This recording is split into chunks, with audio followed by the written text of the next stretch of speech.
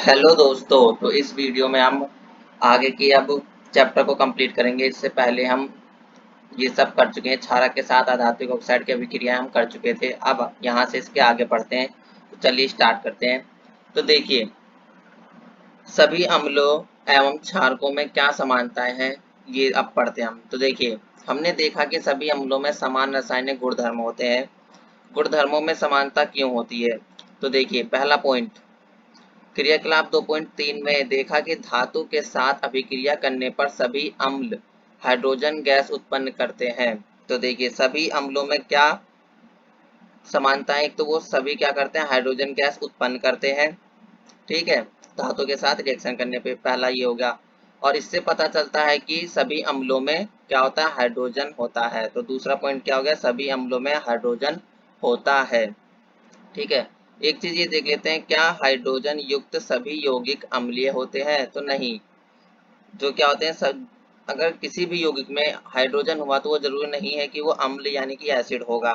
ठीक है, तो देखिए इन्होंने जैसे एग्जांपल एक क्रियाकलाप बोला था, ग्लूकोज, अल्कोहल, हाइड्रोक्लोरिक अम्ल, इन सबको लेके आप जांच कीजिए।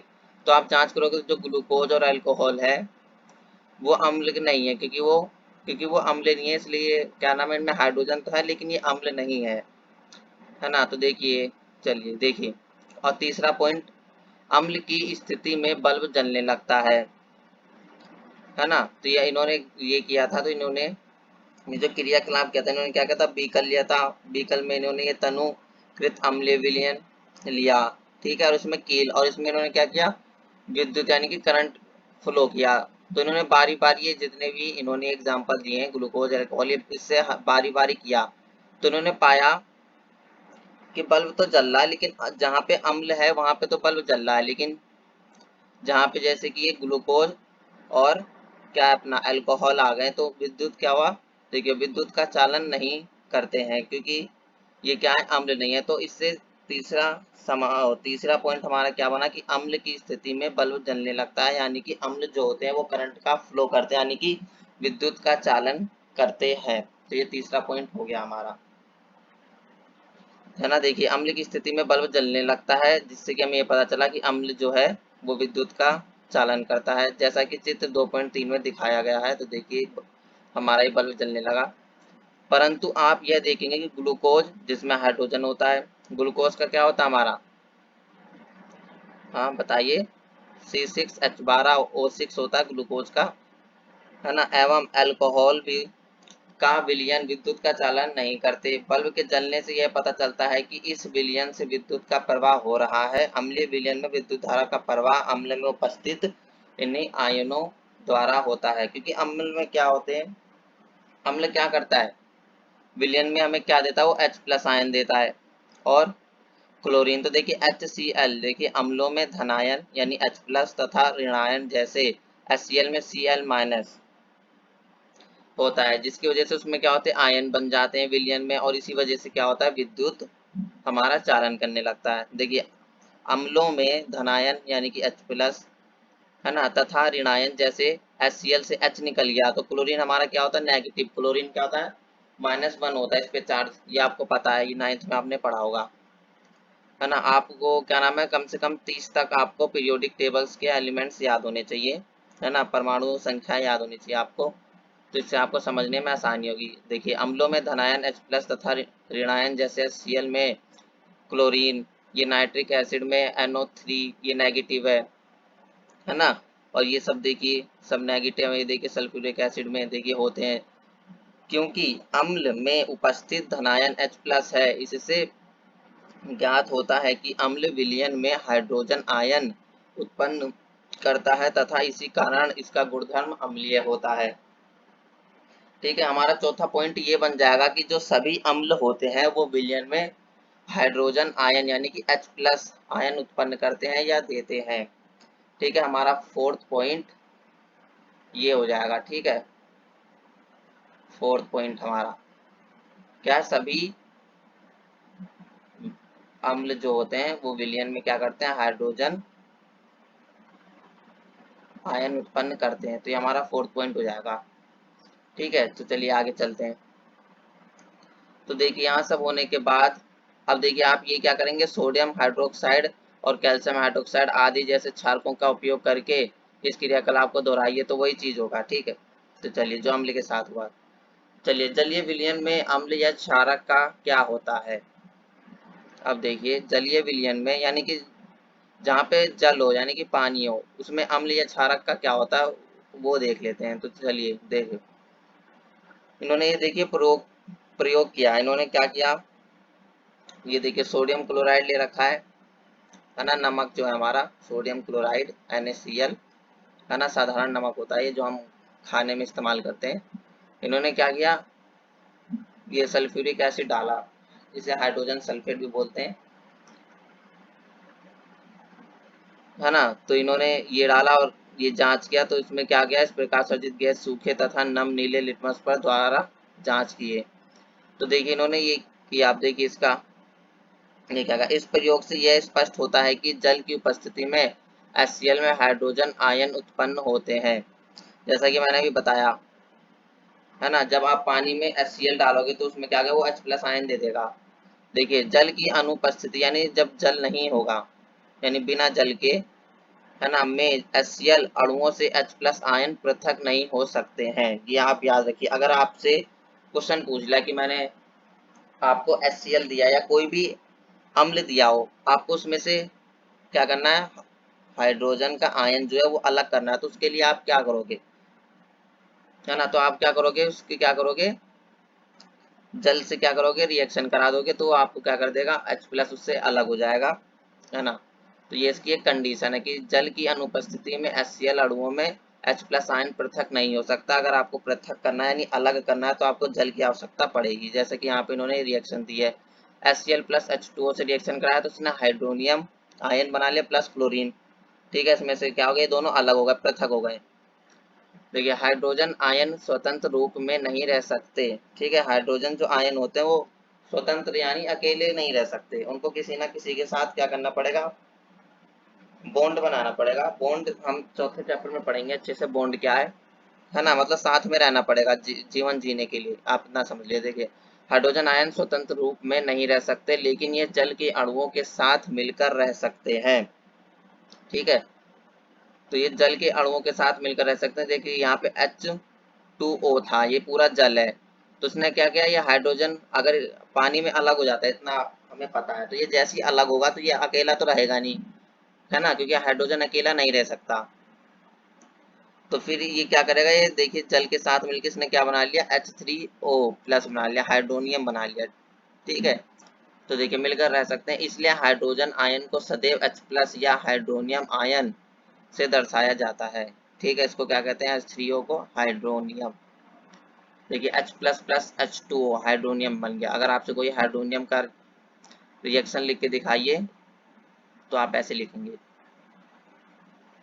तो देखिए अब इन्होंने यही चीज क्या किया, अब अम्ल के साथ किया था हमने, अब इन्होंने क्या किया, क्षारक के साथ किया। तो उन्होंने क्या किया, सोडियम हाइड्रोक्साइड ले लिया जो कि एक प्रबल अम्ल है, सॉरी क्षारक है। तो इन्होंने क्या किया, जल में इन्होंने इसको मिला दिया। हमने एक बीकर लिया, बीकर में क्या किया, सोडियम हाइड्रोक्साइड डाल दिया। तो इसमें क्या हमने देखा कि जो सोडियम है और जो हाइड्रोक्साइड है वो दोनों अलग अलग हो गए, है ना। इसने भी क्या किया, जो सोडियम है और ये जो हाइड्रोजन है ना, हाइड्रोजन ऑक्साइड, ये दोनों पृथक हो गए, अलग हो गए। तो ये आप हर जितने भी क्षारक हैं सबके साथ करोगे तो आपको ये देखने को मिलेगा, जो हाइड्रोजन ऑक्साइड है वो देखिए अलग होता जा रहा है। ये देखिए इन्होंने पोटेशियम हाइड्रोक्साइड के साथ किया, फिर मैग्नीशियम हाइड्रोक्साइड के साथ किया, तो हमने यही पाया कि जो हाइड्रोक्साइड है वो अलग होते चले गए। चलो देखिए अब क्षारक जल में हाइड्रोक्साइड आयन उत्पन्न करते हैं। ठीक है, ये तो क्षारक का कॉमन पॉइंट है, क्षारक में क्या समानता होते हैं, क्षारक जल में हाइड्रोक्साइड आयन उत्पन्न करते हैं और सभी क्षारक में क्या होते हैं, OH होते हैं। ठीक है, और देखिए जल में घुलनशील क्षारक को क्षार कहते हैं। देखिए जो भी क्षारक जल में घुल जाएगा यानी मिल जाएगा उसे हम क्या कहेंगे, क्षार कहेंगे। ठीक है, और जितने भी क्षार होते हैं वो सभी क्षारक होते हैं, लेकिन सभी क्षारक जो होते हैं वो क्षार नहीं होते। क्यों, क्योंकि क्षारक क्या है, क्षारक तो सभी होगा। ये देखिए सोडियम हाइड्रोक्साइड हो गया, पोटेशियम हाइड्रोक्साइड हो गया, मैग्नीशियम हाइड्रोक्साइड हो गया, ये सब क्षारक है। लेकिन जो भी क्षारक क्या है, जल में यानी पानी में घुल जाता है उसे हम क्षार कहते हैं। तो क्षार समझ गए। अब जो जितने भी क्षारक होते हैं वो सभी क्षारक होते हैं, ठीक है, ये भी याद रखिएगा। और सभी क्षारक क्षार नहीं होते, क्योंकि जितने भी क्षारक हमारे पास होते हैं, जितने भी बेस, क्षारक को क्या कहते हैं, बेस, है ना, जितने भी हमारे पास क्षारक होते हैं वो पानी में नहीं घुलते, और जो भी घुलते हैं उनको क्षार कहते हैं, ठीक। चलिए अब ये देखिए, सभी क्षारक जल में घुलनशील नहीं होते, जैसा कि इन्होंने लिखा है। जल में घुलनशील क्षारक को क्षार कहते हैं।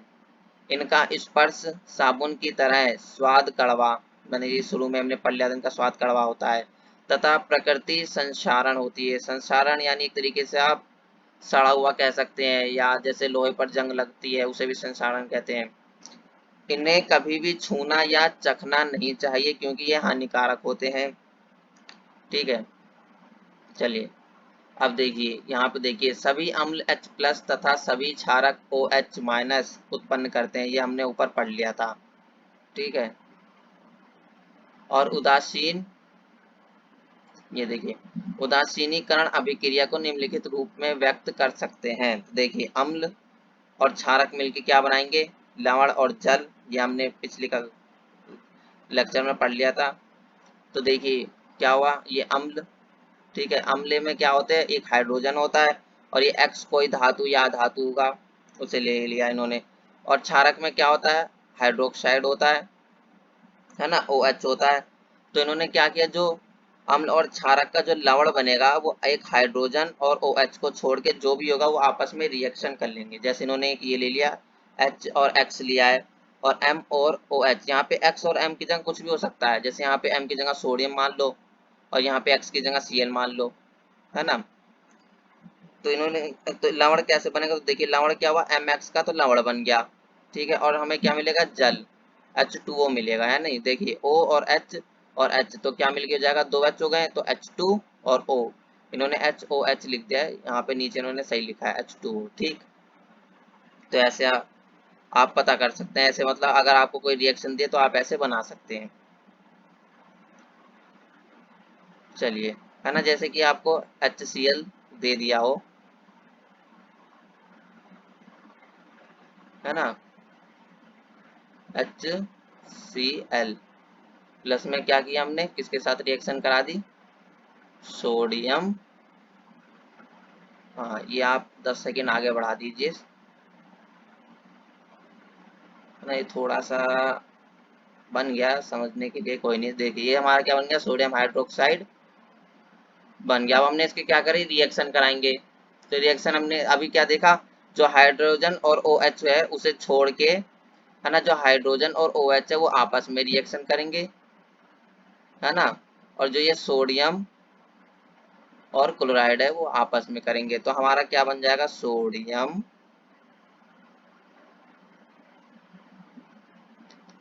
है ना, सोडियम क्लोराइड बन जाएगा हमारे पास।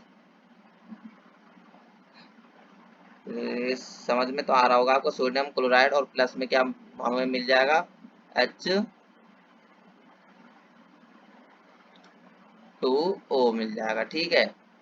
तो ऐसे आप कर सकते हैं। अब ऐसे ही अगर आपको पोटेशियम हाइड्रोक्साइड दे दिया और HCl दे दिया तो आप उसका भी बना सकते हो, ठीक है, ऐसे ही, ठीक है। ये NaCl है, ठीक है, NaCl, सोडियम क्लोराइड। अब इन पे क्या होती है, इनकी संयोजकता कितनी होती है, एक एक होती है, इसलिए इस पे भी एक और इस पे भी एक, तो दोनों का एक एक कट जाएगा, या आप लिखो मत, है ना। जैसे कि ये देखिए यहाँ पे 2 कैसे आ गया, H2O कैसे आ गया, यहाँ पे 2 क्यों आया, क्योंकि हाइड्रोजन ऑक्सीजन की क्या होती है, संयोजकता 2 होती है, तो ये 2 क्या करता है, हाइड्रोजन से गुणा करेगा, है ना, मतलब हाइड्रोजन के नीचे आ जाएगा। और क्या ये हाइड्रोजन की एक होते तो इसके नीचे एक आ जाएगा, तो हम एक लिखते नहीं है, ठीक है। तो ये H2O बन गया। ऐसे ही हम क्या करते हैं, सभी रिएक्शनों को लिखते हैं, है ना। तो देखिए ये एक चीज हो रही है आपको समझ। अब देखिए यहाँ पे H2SO4 क्यों हो गया, क्योंकि जो SO होता है ये -2 होता है, इसकी पावर क्या होती है, -2 होती है ना, क्योंकि -2 है तो -2 क्या करता है, या इसके साथ गुणा करके इसके नीचे लग जाता है, ठीक है, ये इसके नीचे लग जाएगा, है ना। इसकी क्या होती है, -2 होती है, और इसकी क्या होती है, 1 होती है। तो ये क्या करेंगे, क्रॉस मल्टीप्लीकेशन कर लेंगे, है ना, मल्टीप्लाई कर लेंगे ये आपस में, तो ये इसकी पावर इस पे चली जाएगी और इसकी पावर इस पे चली जाएगी, है ना। तो ये ऐसे बनता है, ठीक है। ये तो खैर 9th की बात है, ये आपकी 9th की बुक में ही दिया था, तो मैंने यहाँ पे आपको बता दिया। चलिए आगे चलते हैं।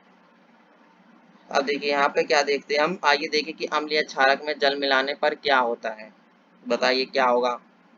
चलिए देखते हैं क्या होता है। देखिए एक बीकर में 10 ml जल लीजिए, है ना, इसमें कुछ बूंदे सांद्र सल्फ्यूरिक अम्ल, है ना, सांद्र सल्फ्यूरिक अम्ल, इसे सल्फ्यूरिक अम्ल कहते हैं, की डालकर बीकर धीरे धीरे घुमाइए, है ना, फिर बीकर के आधार को स्पर्श कीजिए। आप क्या करेंगे, तो देखिए अगर ऐसा हम करेंगे कि क्या है, हमने कुछ बूंदे, है ना, हमने जल लिया, उसमें कुछ बूंदे सल्फ्यूरिक के लिए, फिर हमने क्या किया, उसे मिक्स किया, तो हमने देखा कि जो हमारा बीकर है वो क्या हो गया, गर्म होने लगा। गर्म क्यों होने लगा, क्योंकि क्या यह प्रक्रिया जो होती है वो ऊष्मा छेपी होती है अथवा ऊष्मा शोषी भी होती है। अब ये ऊष्मा छेपी क्या है, ऊष्मा शोषी क्या है, ये हमने पहले चैप्टर में पढ़ लिया था। ऊष्मा छेपी क्या होता है, जिस रिएक्शन में क्या होता है, ऊष्मा उत्पन्न होती है ना, उत्सर्जन होता है ऊष्मा का, उसे ऊष्मा छेपी कहते हैं। और ऊष्मा शोषी जहाँ पे ऊष्मा उसे देनी पड़ती है, यानी जिसमें ऊष्मा वो एब्जॉर्ब करता है ना, उसको क्या कहते हैं, ऊष्मा शोषी। शोषी से आप खुद ही ध्यान रखिए, शोष करता है ना, मतलब कि उसे जरूरत पड़ती है, और छेपी में क्या होता है, वो निकालती है ना। अब देखिए आइए नीचे इसको समझते हैं अच्छे से। अब देखिए जल में अम्ल तत्व या क्षारक के घुलने की प्रक्रिया अत्यंत ऊष्मा छेपी है, अत्यंत ऊष्मा छेपी है, इसमें बहुत ज्यादा हीट निकलती है, यानी ऊष्मा निकलती है, गर्मी निकलती है। देखिए अम्ल को सदैव धीरे धीरे तथा जल को लगातार हिलाते हुए जल में मिलाना चाहिए, ठीक है। अम्ल को क्या करते हैं, जब पानी में हम मिलाएंगे तो बहुत धीमे धीमे उसमें एक एक बूंद, दो दो बूंद करके करें, और उसको मिलाते रहें, एक दो बूंद डालें फिर मिलाते रहें, एक दो बूंद डालें फिर मिलाते रहें, इस तरीके से करना चाहिए। नहीं तो क्या होगा, अब देखिए सांद्र अम्ल में जल मिलाने पर, अब देखिए हमने क्या किया, उल्टा कर दिया, पहले हम जल में मिला रहे थे, अब क्या किया हमने, अम्ल में क्या किया, हमने जल मिलाया, वो भी सांद्र में, यानी मजबूत प्रबल वाला। उसमें क्या किया हमने, जल मिलाया, तो क्या हो गया, मिलाने पर उत्पन्न हुई ऊष्मा, अब उसमें इतनी ज्यादा ऊष्मा पैदा होगी, इतनी ज्यादा हीट निकलेगी उसमें से, गर्मी निकलेगी कि क्या होगा, मिश्रण जो है आस्फलित हो सकता है, यानी ऊपर को उठ सकता है और बीकर से बाहर गिर सकता है। जैसे ज्वालामुखी से ऊपर को नहीं उठता है, वैसे ही आस्फलित हो सकता है ना, होकर बाहर आ सकता है, तथा आप जल सकते हो, और ये हमारे ऊपर हाथों वगैरह पे गिर जाएगा या छटक वटक जाएगा हमारे ऊपर, तो उससे हम जल सकते हैं। अब देखिए साथ ही अत्यधिक स्थानीय ताप, यानी साथ ही इसमें बहुत ज्यादा ताप आएगा, बहुत ज्यादा गर्मी पैदा होगी, जिसकी वजह से क्या होगा, बहुत ज्यादा हीट उत्पन्न होगी, जिसकी वजह से क्या होगा, जिसके कारण प्रयोग में उपयोग किया जा रहा कांच का पात्र, यानी जो बीकर होगा हमारा, वो टूट सकता है। क्या हो सकता है, टूट सकता है। और देखिए सांद्र सांद्र सल्फ्यूरिक अम्ल के कैन, यानी डिब्बा, यानी डिब्बे में, तथा सोडियम हाइड्रोक्साइड की बोतल पर चेतावनी के चिन्ह, है ना, ये चेतावनी के चिन्ह, ये देखिए चेतावनी का चिन्ह, ये हमें ये देखिए दिया चेतावनी का चिन्ह, ऐसा होता है ना। चेतावनी के चिन्ह पर ध्यान दीजिए, उस पर ध्यान देना चाहिए, तो उससे में क्या होगा, अगर आप इस्तेमाल करने जाए अपने स्कूल वगैरह में, तो आप ध्यान से करें इसे देख के। हालांकि स्कूल में थोड़ा सांद्र नहीं, तनु लेते हैं, उसमें पानी की मात्रा ज्यादा होती है। देखिए जल में अम्ल या क्षारक मिलाने पर आयन की सांद्रता में प्रति इकाई आयतन में कमी हो जाती है, इस प्रक्रिया को तनुकरण कहते हैं, है ना। देखिए जल में अम्ल या क्षारक मिलाने पर, जब आप जल में क्या करेंगे, अम्ल मिलाएंगे या क्षारक मिलाएंगे, है ना, उसके आयतन की सांद्रता में क्या होगी, H3O और OH में प्रति इकाई इकाई आयतन में कमी हो जाएगी, यानी कि जो जल में जब हमने अम्ल मिलाया तो उसमें क्या हुआ हमारा, है ना, अम्ल में क्या हुआ, अम्ल से क्या हो गया, जो हाइड्रोजन है वो हाइड्रोजन की कमी हो जाएगी, और क्षारक जो है, क्षारक में भी क्या होगा, OH माइनस की क्या होगी, प्रति इकाई आयतन में कमी आ जाएगी, यानी उसकी जो डेंसिटी होगी, यानी जितने उसमें वो होंगे, ये अणु होंगे हाइड्रोजन या हाइड्रोजन ऑक्साइड के, उनमें कमी आ जाएगी। इसी प्रक्रिया को क्या कहते हैं, तनुकरण कहते हैं, ठीक है, तनुकरण कहते हैं, ठीक है। एवं अम्ल या क्षारक तनुकृत हो जाते हैं, तनुकृत हो जाए यानी कमजोर हो जाते हैं, क्योंकि उनका हाइड्रोजन निकल गया, और हाइड्रोजन ऑक्साइड, क्षारक का क्या होगा, हाइड्रोजन ऑक्साइड निकल गया, अगर क्षारक को आपने जल में मिलाया, अगर आपने अम्ल को मिलाया तो अम्ल में से हाइड्रोजन अलग हो गया, तो वो कमजोर हो जाते हैं, इसी को हम तनुकरण कहते हैं, है ना। इसीलिए अम्ल या क्षारक क्या हो जाते हैं, तनुकृत हो जाते हैं, कमजोर हो जाते हैं। अब देखिए अम्ल एवं क्षारक के विलयन कितने प्रबल होते हैं, तो चलिए इसको भी,